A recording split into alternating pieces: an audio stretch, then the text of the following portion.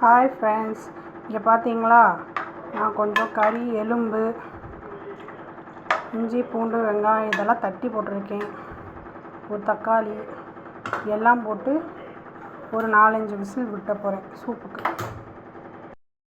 இந்த பக்கம் பார்த்தீங்கன்னா இஞ்சி, வெள்ளைப்பூடு, வெங்காயம், ஒரு தக்காளி இதை வதக்கி அரைக்க போகிறோம் மட்டன் குழம்புக்காக. இதோ கருவேப்பிலை போட்டுருவோம். எங்கள் வீட்டில் எல்லா கருவேப்பிலையும் எடுத்து வெளியே போட்டுருவாங்க சாப்பிட்றப்ப, அதனால் வதக்கிறப்பையே போட்டுருவோம். கண்ணாடி பழத்துக்கு வதங்கிச்சு. இப்போ தக்காளி போட்டு அதையும் வதக்கி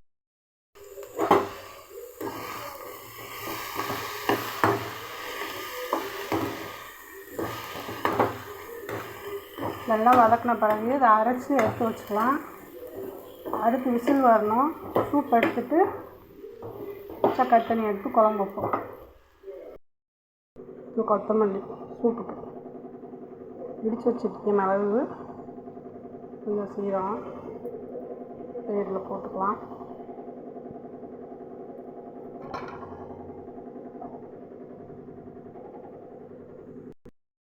கொஞ்சம் உப்பு. இப்போ நல்லா வெந்துடுச்சு. 4-5 விசில் விட்டேன். இந்த சூப் எடுப்போம்.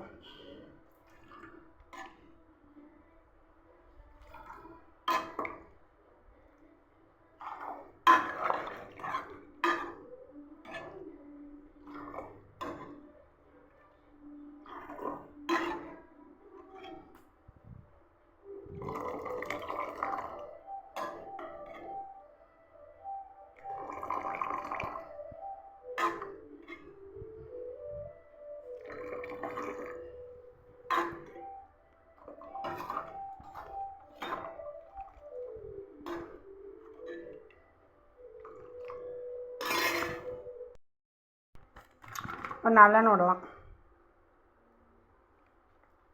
நல்லெண்ணெய் ஆச்சு. இப்போ குடிக்கலாம், சூப்பு குடிக்கலாம். இங்கே போட்டுக்கலாம்.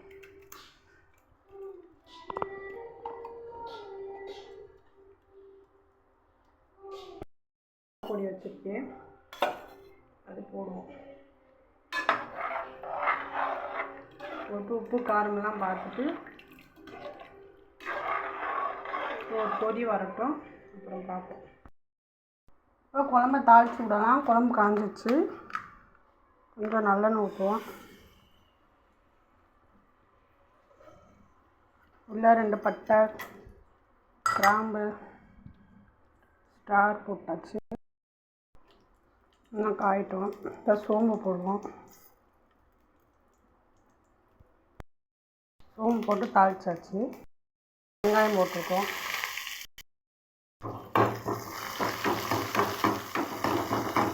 நல்லா வதங்கவும் தூக்கி குழம்புல கொட்ட வேண்டியது.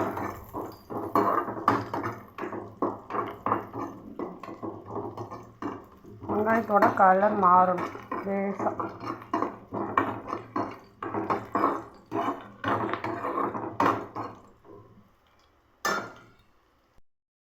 இப்போ குழம்பு எடுத்து பார்க்கலாம். நல்லா குழம்பு காஞ்சிச்சு. கொட்டியாச்சு.